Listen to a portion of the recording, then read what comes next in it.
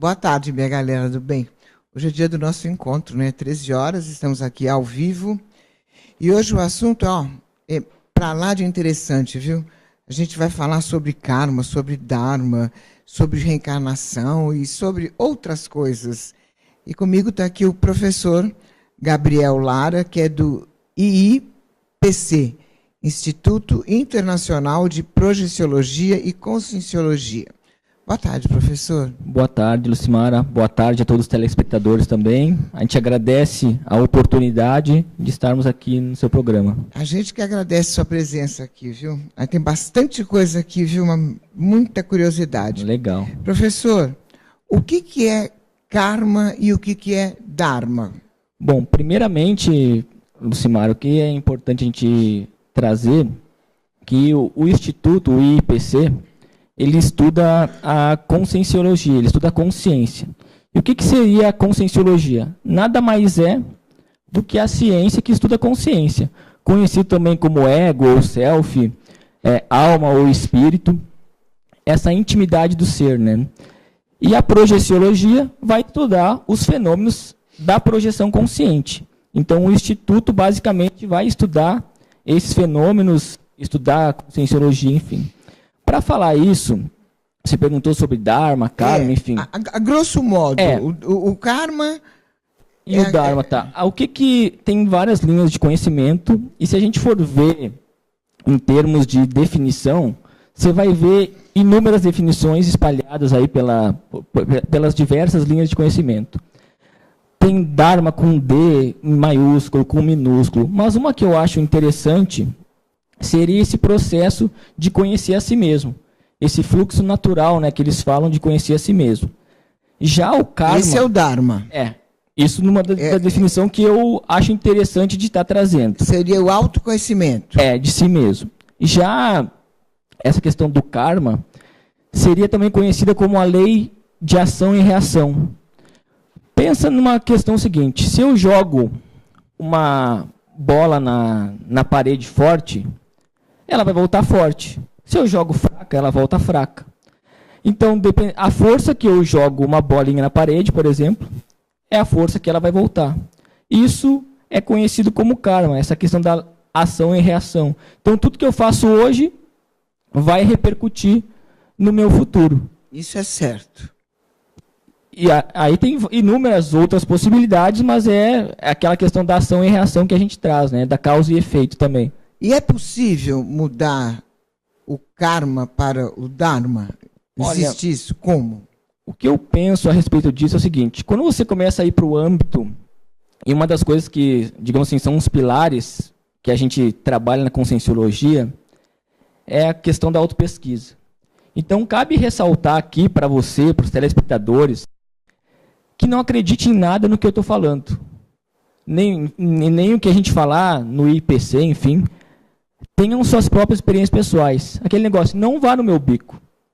Tenham as suas próprias experiências pessoais, porque quando você pega as informações e coloca em prática, você vai conseguir realmente ver, não, isso tem sentido, isso não tem, preciso pesquisar mais, que aí a gente realmente faz ciência quando a gente faz isso. Mas respondendo a sua pergunta, Lucimara, o que eu penso a respeito disso é o seguinte, tem muita gente que fica muito preocupada com uns problemas. Porque eu tenho isso de problema, porque eu tenho aquilo, porque eu tenho aquele outro, porque eu não quero ter problemas. Eu quero só coisas boas na minha vida. Eu não quero ter esse karma, eu não quero...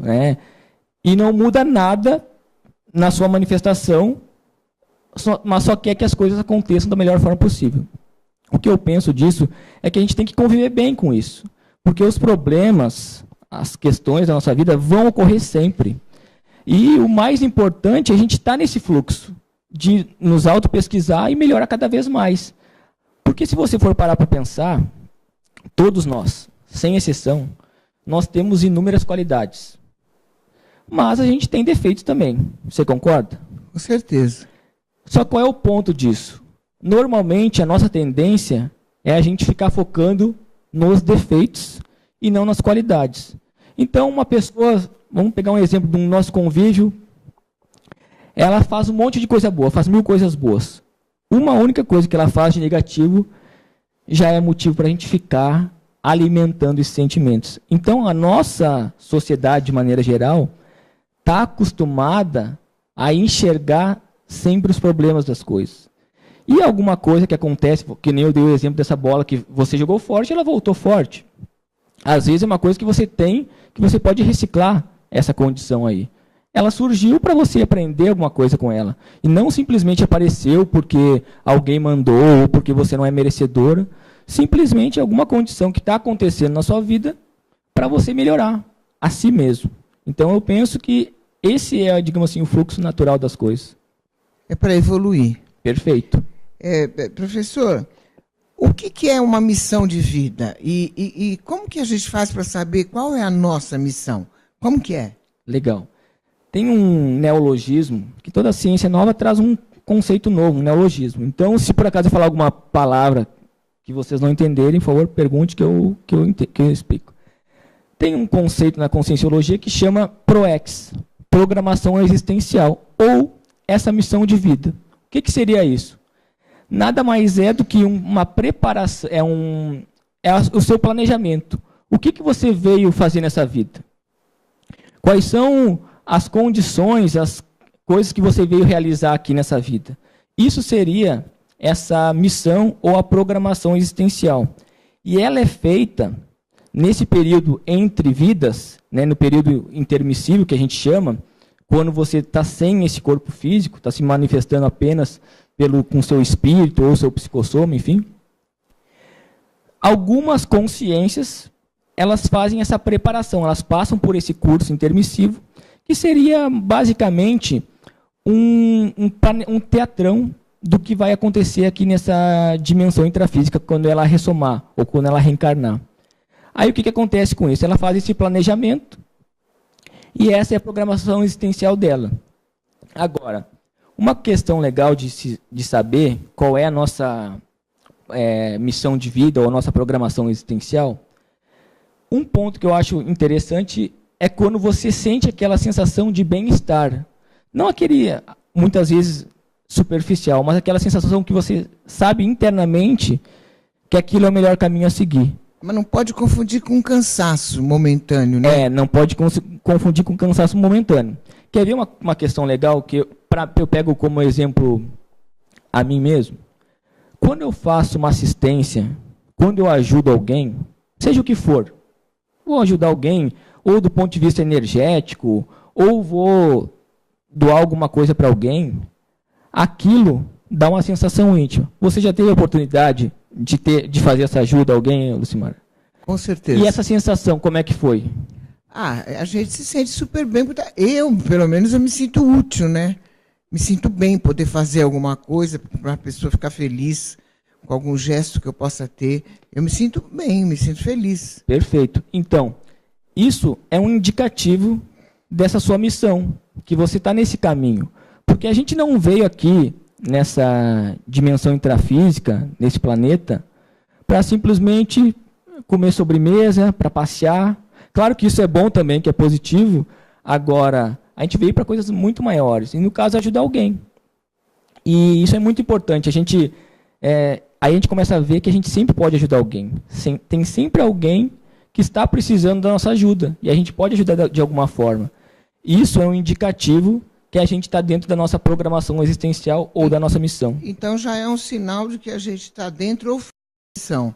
É um sinal. São essas atitudes. Sim, teriam vários indicativos, né, que a gente pode elencar, enfim, tudo mais. E aí até tem alguns testes, alguns livros que a gente pode passar depois para o pessoal para eles darem uma olhada com mais calma para saber tanto qual é a sua programação existencial, se fizeram essa preparação, esse curso intermissivo. E o que é uma programação existencial? Seria essa missão. Seria basicamente você programar o que você vai fazer nessa vida. Por exemplo, como hipótese, tá? Aí tudo que eu falo aqui põe esse ponto de interrogação. Tudo que a gente faz aqui, quem passou por esse curso intermissivo, enfim, se programou antes. Bom, então eu vou lá, vou nascer nessa família, porque vai ser bom para eu me reconciliar com eles, eu vou trabalhar com esse tipo de coisa. Você quer dizer que antes de encarnar, já determinou? Já faz essa programação. Agora, isso não é estanque também. existe o plano, digamos assim, de A a Z. Eu não tenho uma programação assim, eu vou seguir essa só e acabou, se essa não der certo, não tem mais nenhuma. Não. Existem várias possibilidades para a gente ir acertando, e é sempre daqui para frente. Então, professor, todos os que reencarnam nesta vida têm programação para sua futura existência terrena ou existe reencarnação imposta? Sim, nem todos têm essa programação existencial, passaram por esse curso intermissivo. E aí existe muitas vezes essa programação, essa reencarnação imposta, que é a pessoa, no caso, que não está com muito discernimento, não está com muita lucidez, para poder elaborar, para poder planejar, para poder pensar diferente. Então ela está em, às vezes, condições extrafísicas, digamos assim, um pouco mais prejudicadas, que não permitem ela fazer esse planejamento, passar por esse curso intermissivo, e aí ela só vem, reencarna, aí que a gente chama de ressoma, né? E assim vai nesse fluxo, até ela começar a ter lucidez. Porque se você for parar para pensar, Lucimara, e aos telespectadores também, como é que é a nossa sociedade em geral? A nossa tendência, de maneira geral, é que tem muita gente querendo, sem predisposição a ajudar ou melhorar, evoluir, seja lá como vocês quiserem chamar, e pouquinha gente com essa predisposição a querer melhorar. Então, normalmente, o nosso planeta aqui é mais hospital do que escola. As pessoas têm mais gente doente, no sentido desse processo de evolução e tudo mais, do que realmente gente disposta a arregaçar as mangas, se auto-pesquisar e querer melhorar, querer fazer algo de útil, né? Porque hoje a gente vê essas questões das robotizações e tudo mais, que a pessoa, se não fica atenta, ela só vai no fluxo, né? Então ela segue o que a mídia fala, segue o que... e não se encontra muitas vezes, né? É só o passar o tempo. Então, e a gente estava falando nessa postura, né? Que a gente tem que ter atitudes que façam o bem, né? Para as pessoas, para você ajudar o próximo, ter amor ao próximo.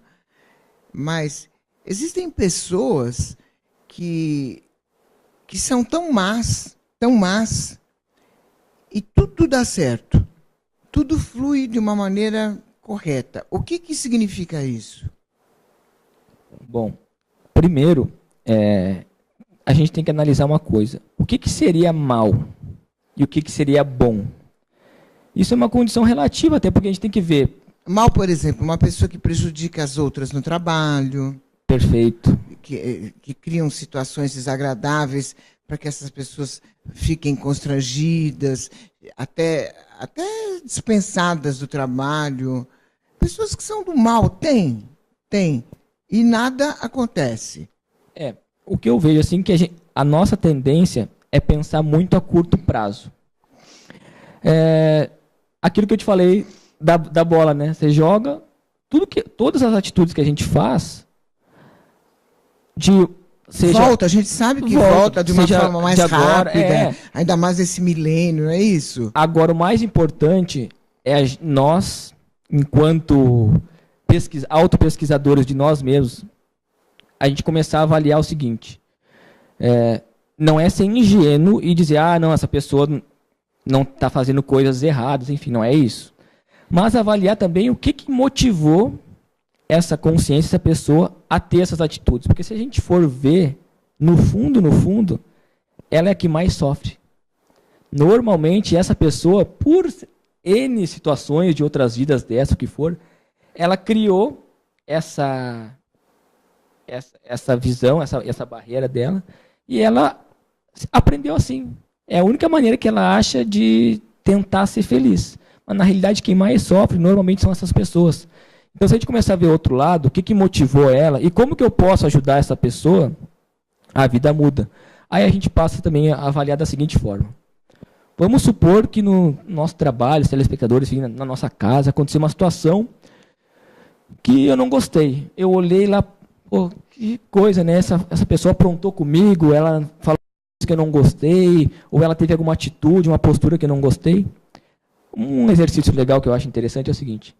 O que tem nele ou nela que reflete em mim que eu não gosto?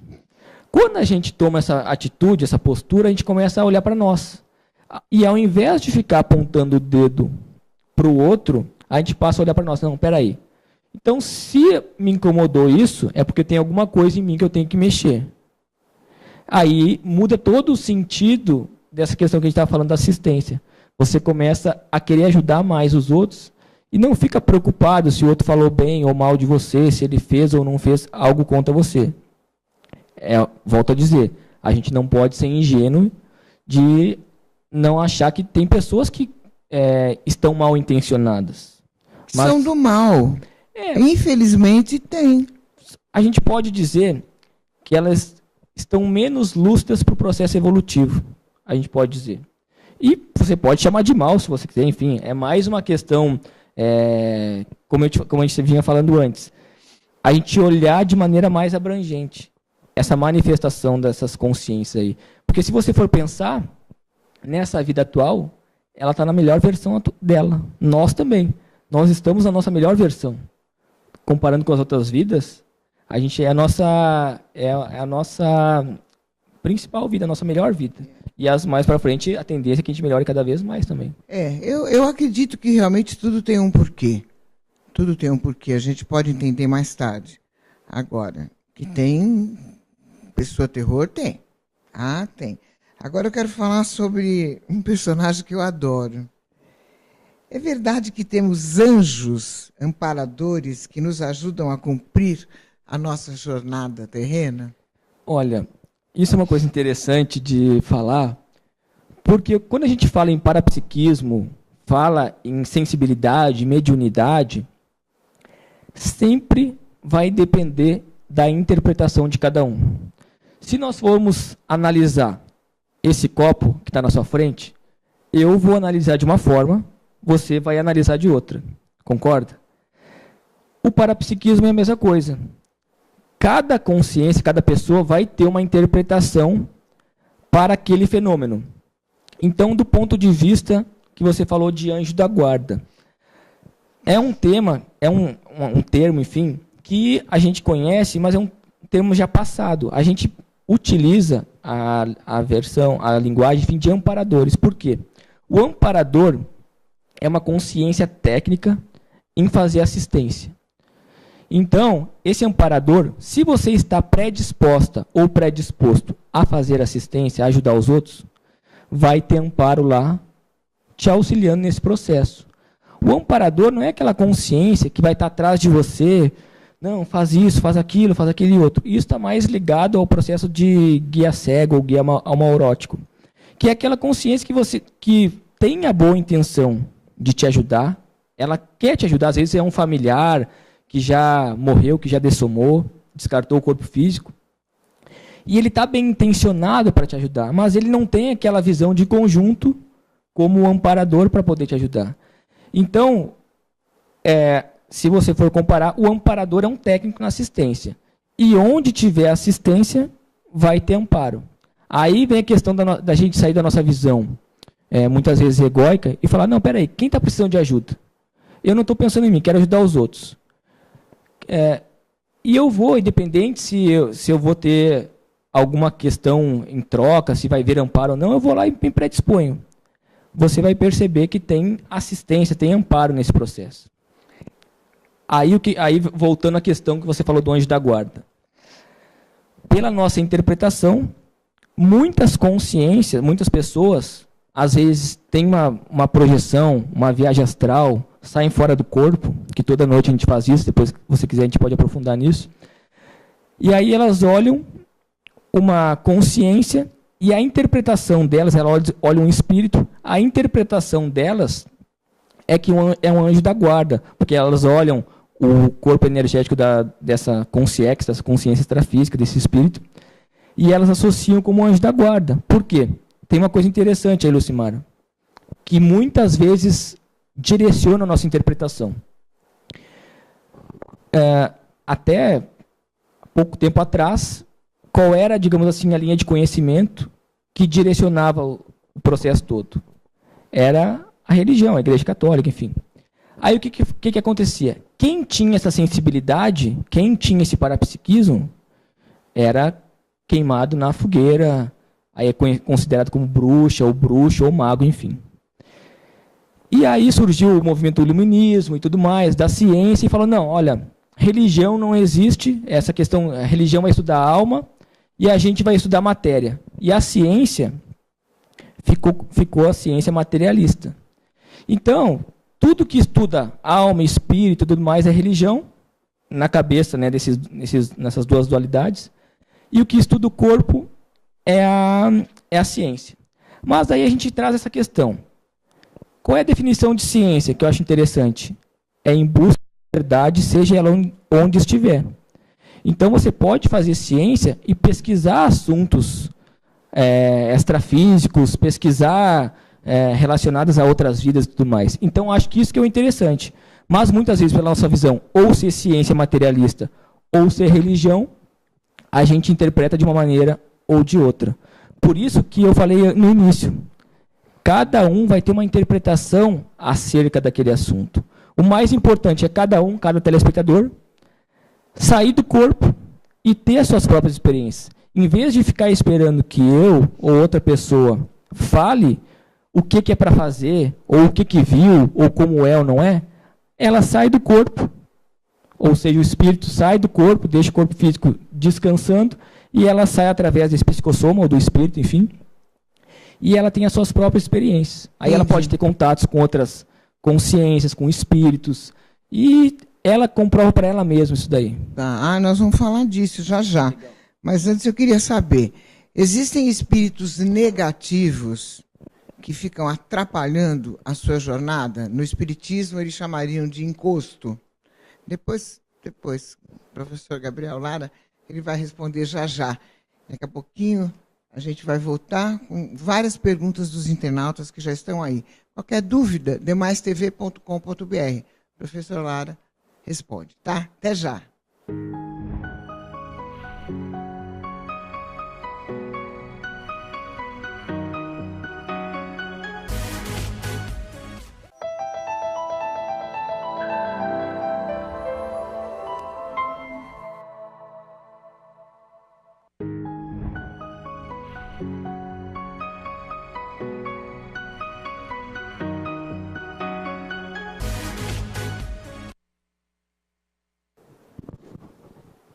Então, a gente estava perguntando sobre os encostos, né?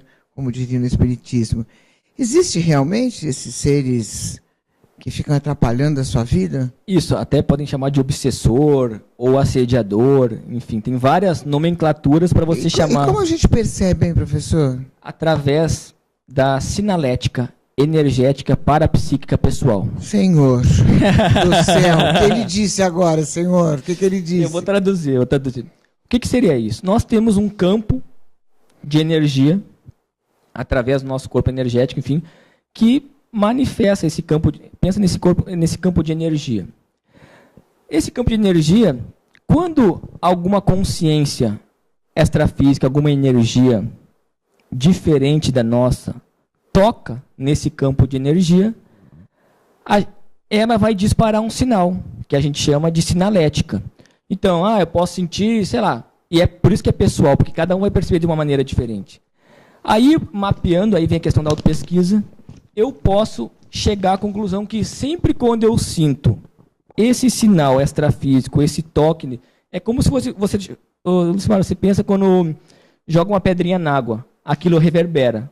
Isso é quando uma consciência extrafísica toca nesse nosso campo de energia, aquilo reverbera na gente, e a gente pode perceber.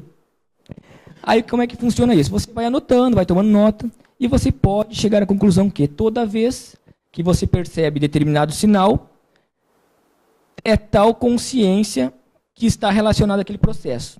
Aí, tá, mas o que eu vou fazer com isso? Como que eu vou me proteger? Como que eu vou ficar mais atento? Tem uma técnica que a gente fala, que é o estado vibracional.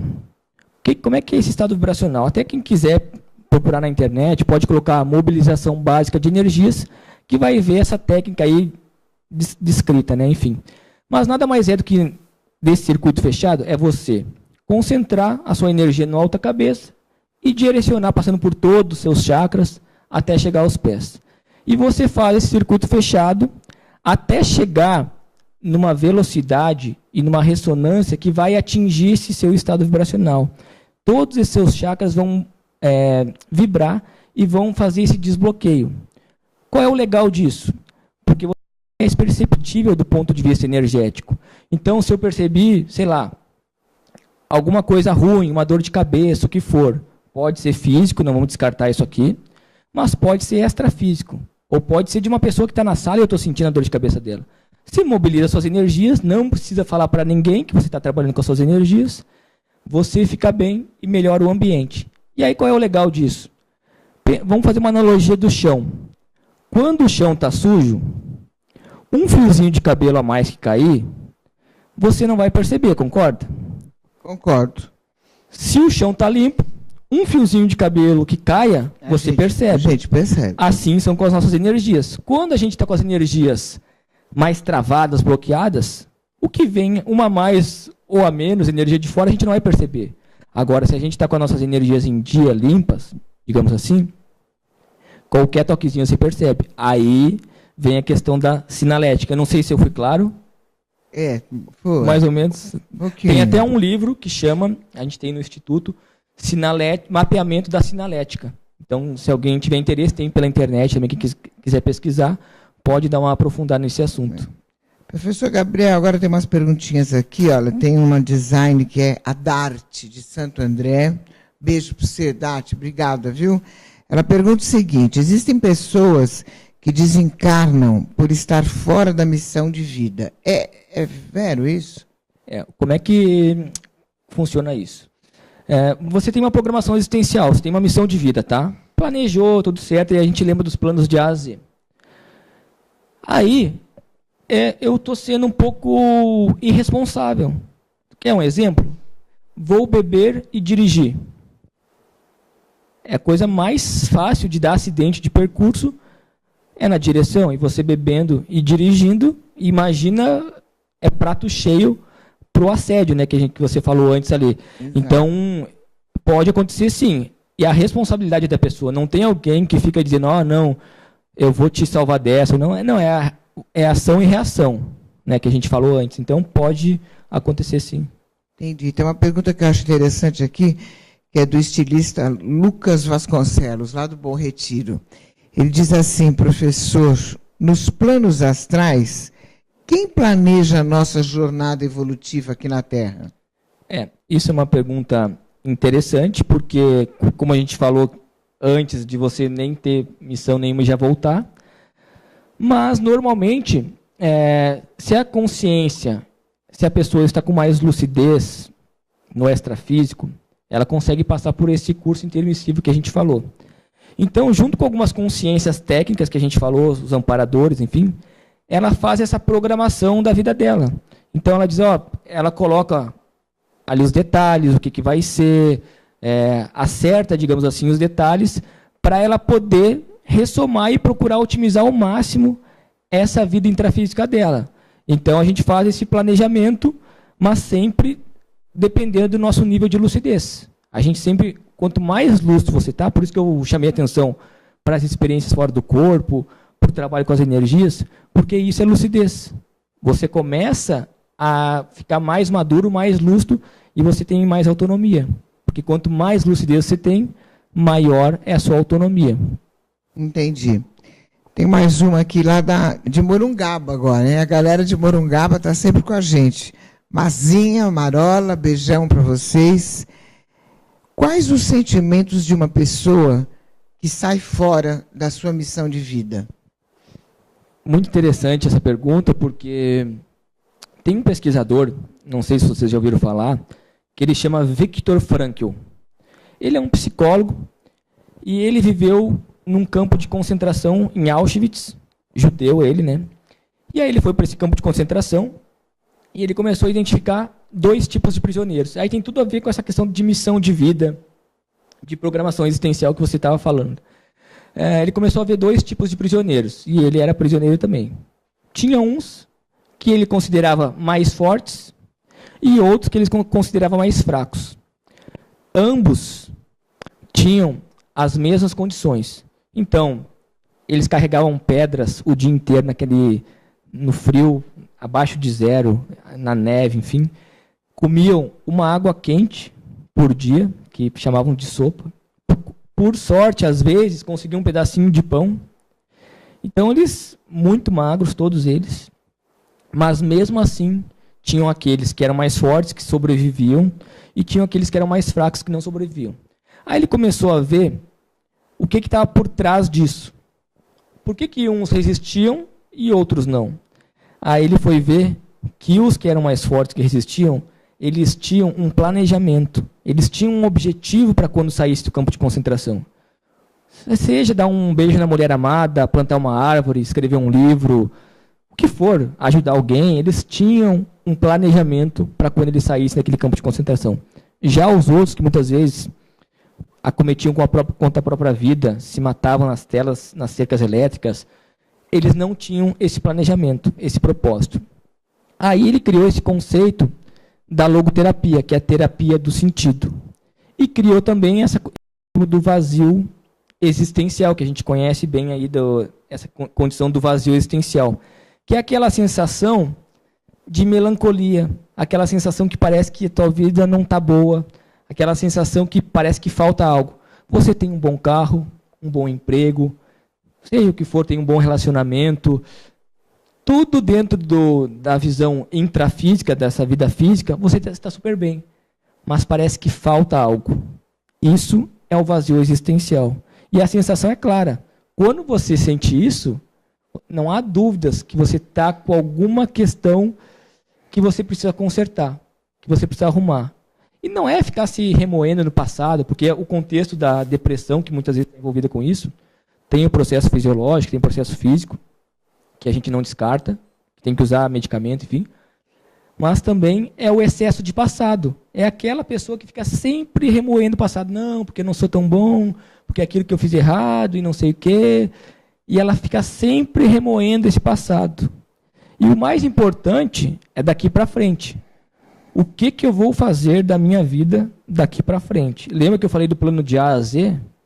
É de agora em diante. Você tem a oportunidade de melhorar, de reciclar, e é tudo dentro de você. É a visão que você tem do mundo. O professor falou aí em suicídio em campo de concentração, eu quero aproveitar para perguntar isso. No plano astral, como que ficam essas pessoas que por suicídio interrompem a sua missão aqui? Como que fica isso? Isso é interessante porque, se você for parar para pensar do ponto de vista da evolução, você acometer com a própria vida, contra a própria vida, até certo ponto a pessoa está se iludindo de achar que depois que ela morrer, que ela dessomar, não tem mais nada, que acabou, que ela vai ficar na boa, que tava só o meu corpo físico e deu. Isso é muito sério, porque o sofrimento, pela experiência que a gente tem de acompanhar espíritos, consciências que já acometeram contra a própria vida, o sofrimento é muito maior. Porque nessa dimensão psicossomática, extrafísica, como você quiser chamar, é tudo muito potencializado. Aqui ainda tem a restrição. Então, muita coisa que a gente às vezes não sente ou percebe menos, lá é tudo potencializado. Então, pode ter certeza que o sofrimento vai ser muito maior. E aí, volto a falar, é uma ilusão você achar que tirar a própria vida, você está acabando com o sofrimento. Não, o sofrimento é muito maior. Então, até tem vários jogos, aplicativos, filmes que estão até muitas vezes valorizando, estimulando essa questão do suicídio. Aí que eu vejo como a nossa sociedade como um todo está doente, está superficial. E falta aprofundar, falta essa questão. Eu tenho certeza que a pessoa que está numa condição um pouco mais, que a gente falou da melancolia, né? A pessoa está nesse vazio, se ela vai se propor a ajudar alguém, da maneira que ela entende por ajudar alguém, vai dar sopa, distribuir sopa, ou né, que a gente chama da tarefa da consolação, ou fazer uma assistência mais de esclarecer, enfim, eu tenho certeza que esse vazio vai passando. Aí, claro, tem que sempre ver o contexto físico também, né, da questão dos neurotransmissores, que daí ela tem que ter um acompanhamento psiquiátrico, psicológico, enfim. Mas, englobando isso e colocando ainda essa condição de ajudar alguém, de fazer assistência, é muito sério, porque olha a quantidade de gente que tem nesse nosso mundo precisando de ajuda. Quase tudo. É muita gente. Professor, tem o André Silva aqui da Anhanguera, aliás, ele é produtor lá do SBT. Ele pergunta o seguinte: pelas suas pesquisas, céu, inferno, purgatório, existe? Aí que eu falo a questão das realidades. Como eu falei, na dimensão extrafísica, fica tudo otimizado. Então eu consigo plasmar a minha realidade. E aí eu vou interpretar dessa maneira. Eu posso falar que é céu, que é inferno, que é seja o que for, mas vai depender da minha interpretação. Se eu tenho um paradigma religioso, que na minha visão é a religião que, digamos assim, que permeia, eu vou dessomar, vou descartar meu corpo físico, ou vou me projetar, vou estar numa comunidade extrafísica, vamos supor. Aí eu vou chegar lá e vou interpretar que aquilo é o céu. Então tudo vai depender da interpretação que cada um vai dar. Mas o que tem realmente são essas comunidades extrafísicas. E aí cada um vai criar essa realidade, enfim, e vai interpretar da maneira que aprendeu, digamos assim. Por isso que a autopesquisa é fundamental dentro desse desvelar do conhecimento, né? Agora a pergunta é do Rafael Agapito, também lá da Anhanguera, do SBT. Ele diz assim: as cidades citadas nos livros, principalmente de Chico Xavier, no Nosso Lar, essa cidade astral, ela existe? Ela existe, até tem filme também sobre o assunto, que chama Nosso Lar, né? Aí quem quiser aprofundar pode ver o filme, ler o livro também. Claro que nesse contexto do filme existe o pessoal cria muita coisa também, mas existe sim. E qualquer um de vocês pode se projetar e chegar numa comunidade extrafísica, visitar. E é assim mesmo como fala no livro, existe hospitais, é a mesma coisa do que aqui, só que seria mais, na minha opinião, uma comunex extrafísica, né, de transição, que você vê no próprio filme, no livro, que essas consciências extrafísicas, que no caso estão lá na baratrosfera, ou umbral, como quiserem chamar, elas chegam lá ainda muito debilitadas. Aí elas vão passar por esse processo de recuperação. E seria um universo paralelo? Seria uma dimensão, né? A gente trabalha no campo das dimensões. Então, cada corpo que nós temos, a gente leva em consideração o nosso corpo físico, que é esse englomerado de células, o nosso corpo energético, que a gente falou antes, né, que a gente está sempre trocando energia, eu com você, você comigo. Mesmo quem está em casa agora, nos assistindo, está trocando energia com a gente. Aí, essa manifestação desse corpo energético, a gente falou do estado vibracional, da sinalética e tudo mais. O corpo das emoções, que seria o psicossoma, e o mental soma, né? Então, a gente vai se manifestar nessas dimensões. Agora, quantas dimensões existem? Milhares. Então, a gente aprende na eubiose, que é o estudo do autoconhecimento, que lá no astral, nesse campo, tudo é melhor. Se você tem um defeito nesse plano aqui, não tem uma perna, lá você vai ter. Lá você fica exatamente do jeito que você quer. Se você não tem cabelo, você vai ter. É assim? Sabe uma coisa que eu acho interessante quando a gente fala nesse assunto? É que muita gente que morre, que dessoma, descarta o corpo físico, não sabe que morreu.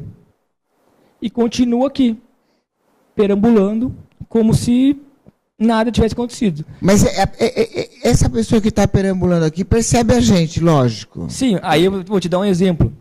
Tem vamos supor, aquela senhora de 90 anos que morreu E ela não sabe que morreu. E ela continua na casa, aí nos almoços de domingo, lá vendo os programas de televisão, enfim, ela continua fazendo as mesmas coisas. Aí ela fala, aí chega na mesa do almoço, lá está toda a família reunida, enfim. Aí como ela não está lúcida para o processo, ela não está ainda com discernimento, ela está com várias coisas para melhorar, para trabalhar. E ela não está muito bem, né?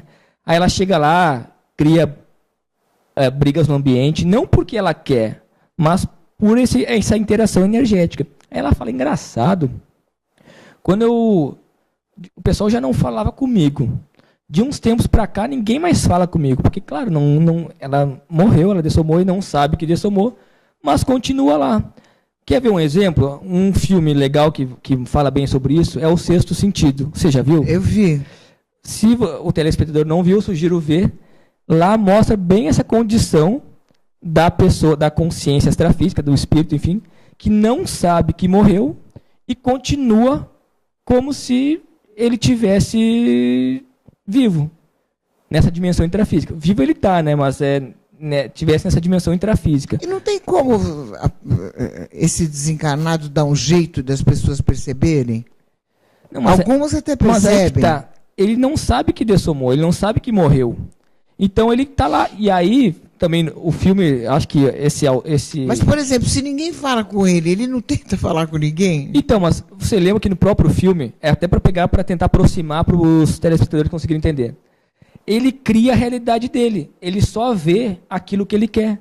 Então ele está com a mulher lá no restaurante, ele acha que a mulher está brava com ele, daí ela pegou a conta para pagar, enfim. E ele criou aquilo, mas na realidade ela não está vendo ele. Então isso acontece o tempo todo. Elas criam, como eu falei, nessa dimensão extrafísica é muito fácil criar a realidade. E elas vão criando essa realidade. Por isso que é importante, desde agora, as pessoas já começarem a se autopesquisar. Bom, peraí, será que existe vida após a morte? Não sei, mas eu vou pesquisar. Então eu não vou no que o Gabriel está falando ou que outra pessoa está falando. Eu vou ter a minha experiência, vou sair do meu corpo e vou ver realmente se isso é verdade ou não. Porque até se a psiquiatria dizer que é um transtorno dissociativo, né? Você vê o seu próprio corpo. Mas daí quando você vai em algum lugar, que você nunca foi, você comprova para você e descreve o que tem naquele lugar, isso é uma comprovação. E aí você perde o medo da morte. Você tem essa lucidez que existe essa vida após a morte. E aí quando você morrer, quando você dessomar, desencarnar, como você quiser chamar, você vai estar mais lúcido, mas há possibilidade que você esteja mais lúcido para passar por essa segunda dessoma, essa segunda morte que a gente chama. O professor não responde agora. Tem medo da morte? Espera aí. A gente vai para um break rapidinho, já volta, que agora nós vamos falar sobre viagem astral. Quero saber como é que a gente sai do corpo. O professor Gabriel vai explicar para a gente. Até já. maistv.com.br.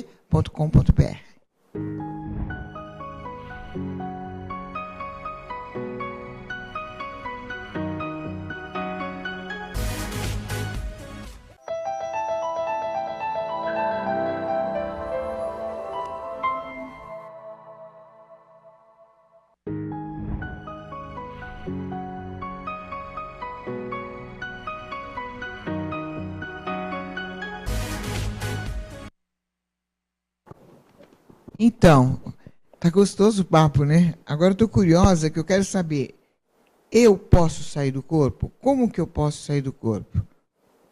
Legal. Você tinha perguntado também a questão do medo da morte, né? Tem medo da morte? Não, hoje eu não tenho mais. Mas tinha? Tinha. Faz tempo que você não tem mais? Eu tenho que falar uma coisa assim, para todo o Brasil aí, mas eu tinha muito medo de ver espírito desde criança. Eu tinha esses fenômenos parapsíquicos, eu via espíritos, enfim, eu tinha muito medo. Ao ponto, Lucimara, que se tivesse alguma pessoa comigo no quarto de luz acesa, dormindo, eu tinha que abrir o olho dela para saber se ela estava acordada, de tanto medo que eu tinha. Então, eu tinha muito medo. Aí eu comecei a me pesquisar, comecei a conhecer, comecei a desdramatizar essa questão da morte. Aí eu vi que realmente a gente está nesse corpo físico, mas a nossa procedência é multidimensional. Então eu vou ter medo de mim mesmo. Então, através desse desenvolvimento da projeção consciente, ou viagem astral, eu perdi o medo da morte. E todo mundo que tem pode perder com isso. Quer dizer que você não tem medo da Não, morte. não tenho. Porque você sabe que não existe a morte. O que acontece é que, por isso que a gente fala de soma, esse Somos neologismo, imortais. é o descarte desse corpo físico. Simplesmente isso. Aí você pode cremar, enterrar o que você quiser. Mas você continua se manifestando, né? Aí você perguntou, você começou falando sobre a questão da... Eu quero saber como é que eu saio do corpo. Ah, perfeito. Existe... vou te falar uma coisa. Todo mundo sai do corpo. Na hora de dormir. Todas as noites, todo mundo sai do corpo. Agora, como eu percebo que é um sonho e quando não é um sonho? Ah, legal. Porque Isso tem momentos assim que é muito impressionante. Eu, por exemplo, eu tenho certeza de que não é sonho. Tem coisas que acontecem que eu tenho certeza absoluta que não é sonho. Legal. Isso é muito interessante porque muita gente não tem essa lucidez. Então a pessoa sai do corpo, que é um processo normal, enfim, e ela, muitas vezes, fica dormindo com o seu espírito, ou com o seu psicossoma, em cima do corpo físico, por ela não ter lucidez. Tem outras que podem ir a comunidades astrafísicas, conhecer outros locais, mas elas não têm lucidez e não rememoram. Elas não têm essa rememoração. Agora, o Instituto, né, o IPC, o objetivo dele é estudar esses fenômenos relacionados à projeção consciente, ou à viagem astral, como você quiser chamar. Então tem uma série de cursos, um deles é o curso integrado de projeciologia, que você vai aprofundar dentro desse processo da diferença. O que é sonho, o que é projeção, porque o sonho é um processo natural, fisiológico, que é como se fosse uma limpeza dessa sua sinapse, processo cerebral. Mas como que a pessoa pode distinguir quando é sonho e quando não é? Legal. Quando é realmente por exemplo, um encontro astral? Por exemplo, os sonhos são esses contextos oníricos que você vai criando, que você não tem muita... você não tem percepção e você não tem muito controle sobre isso. Você não consegue direcionar os seus movimentos, por exemplo.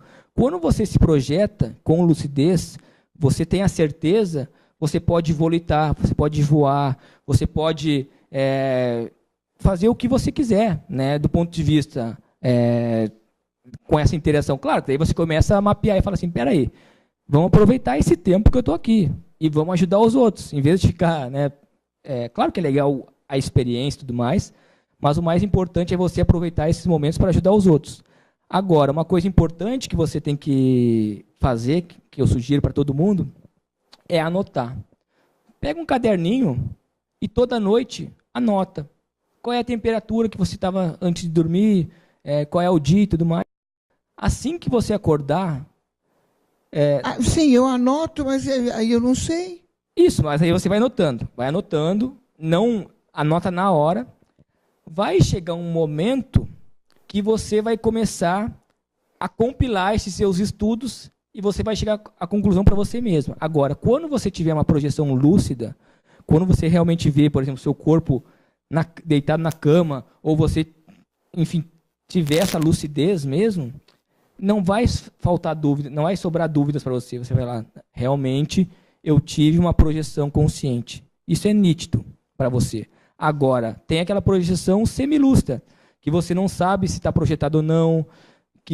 Então, isso pode ocorrer e aí que confunde muitas vezes com esse processo do sonho. Como eu falei, que dentro desse ciclo do sono, acontece também. Agora, a melhor maneira é você pesquisar. Uma coisa que ajuda esse estado vibracional que eu falei, você começar a fazer esse estado vibracional com o objetivo de sair do seu próprio corpo, de se projetar, ele pode desencadear isso, porque você começa a fazer esse desbloqueio e ocorre essa descoincidência do seu psicossoma, do seu espírito. Então, isso é uma técnica legal também. Eu, particularmente, professor, eu já sonhei assim com algumas pessoas mortas, queridas, e eu tenho certeza absoluta que eu encontrei. Não era sonho. Eu encontrei. Perfeito. E assim, Lucimara, o mais importante que a gente vê não é o que eu vou dizer, o que o outro vai dizer, é o que você percebeu. Você teve aquela sensação íntima que aquilo era realmente uma projeção, e é isso que é o importante. Não cabe a nós ficar de não, porque isso não era ou era. Agora, porque essa certeza íntima você está com ela. E aí você vê como é que você sentiu depois, como é que foi, você começa a compilar essa série de coisas. Como é que foi o contexto e tudo mais. Então, isso é muito legal, você ter esse estudo aprofundado a respeito do assunto. Agora, para a pessoa sair do corpo, é preciso iniciar com uma meditação, ou não? Não, na realidade, como eu falei, é um processo natural, fisiológico. Processo natural. Toda noite você vai sair do corpo. Agora, essas técnicas que eu falei de anotar, do estado vibracional, vão te ajudar a você ter uma maior descoincidência. Então, você pode, por exemplo, perceber só que descoincidiu a para-cabeça, ou para-braço, ou a para-perna, enfim. Se a técnica que você vai utilizar para a saída do corpo é a meditação, e aquilo vai te causar um relaxamento que você vai conseguir sair, ok. Mas dentro do que a gente estuda, porque assim, até o próprio Projeciologia, que é o tratado maior sobre o assunto da projeção, ele estuda tudo quanto é tipo de técnicas, compilado de técnicas sobre esse fenômeno da projeção consciente. Então, o mais sério é você ver a técnica que mais funciona para você. Eu gosto muito dessa técnica do estado vibracional. Você ficar em decúbito, enfim, e começar a trabalhar com as energias e você consegue perceber essa descoincidência. Então, e também assim, não é uma coisa que você vai fazer hoje e acabou. Leva tempo muitas vezes. Você pode ter uma projeção, às vezes, com mais facilidade, mas normalmente leva um esforço, leva tempo para você desenvolver esse processo da projeção consciente, né? Professor, agora uma curiosidade aqui. Chico Xavier sempre falou numa data limite, 2019. O que é essa data limite? Sim, Lucimar, primeiro que quando a gente olha esse processo da clarividência ou do parapsiquismo, o que for, tem uma analogia em cima de uma montanha. Você viu aquela interpretação, pode ser que aconteça ou pode ser que não aconteça. Mas tudo vai depender da interpretação que cada pessoa vai dar a respeito do assunto. Aí tem a interpretação religiosa, o que for. Ele fala nessa data limite sobre o contexto que se a humanidade não melhorar os seus valores, não entrar em guerra, a Terceira Guerra Mundial, o que for, a humanidade vai ficar, digamos assim, que estagnada dentro desse processo da tecnologia. Se mudar, aí vão ocorrer vários avanços. Mas o mais importante, Lucimara, que nem o pessoal falava, existe muita... Nem querendo entrar no mérito se é verdade, se não é, enfim. Mas muitas vezes o pessoal às vezes cria determinadas condições, fantasias, o que for. Aí tem 2012 e várias questões dizendo que o mundo ia acabar, não sei o quê. O mais importante é o que eu vou fazer agora. Não é esperar 2009 ou quando as coisas mudarem, aí eu vou mudar. Não, peraí. Será que eu, nesse exato momento, já tenho alguma coisa que eu posso melhorar em mim? O mais importante que eu vejo é isso. É você se auto-pesquisar para melhorar. E não ficar esperando uma data limite ou algo nesse sentido. Minha opinião particular, mas eu respeito todas as linhas de conhecimento, as abordagens, enfim, o que foi falado aí a respeito desse assunto. Professor, existe uma forma da gente saber o que a gente foi em vidas passadas, até para poder evoluir nessa? Existe. Você tem uma condição que a gente chama de retrocognição, que é uma experiência que você tem de rememorar essas outras vidas. Se você esteve envolvida com a monarquia ou na religião. Mas como? Com essas saídas fora do corpo, você pode ter essas experiências e ir nesse local, nesse seu passado, enfim. Mas como eu faço? Eu determino? Você pode determinar também, mas o mais legal... Aí também tem a questão dos gostos, você começa a pesquisar sobre isso. Eu gosto disso, gosto daquilo. Aí você começa a compilar esses dados e chegar numa linha disso. Mas o mais importante, Lucimar, é o seguinte, não ficar, a minha opinião, tá? É não ficar tentando direcionar para saber o que eu fui. Porque eu fui isso, não vai mudar nada o que eu fui. O mais importante é o que eu sou agora. E se por acaso você tiver uma experiência dessa retrocognição, de rememorar o passado, aí legal, ok, você anota, chega à conclusão, vê se é isso mesmo ou não é, estuda com calma, mas o mais importante é o que você é agora. Para você estudar o passado, basta ver como você está agora.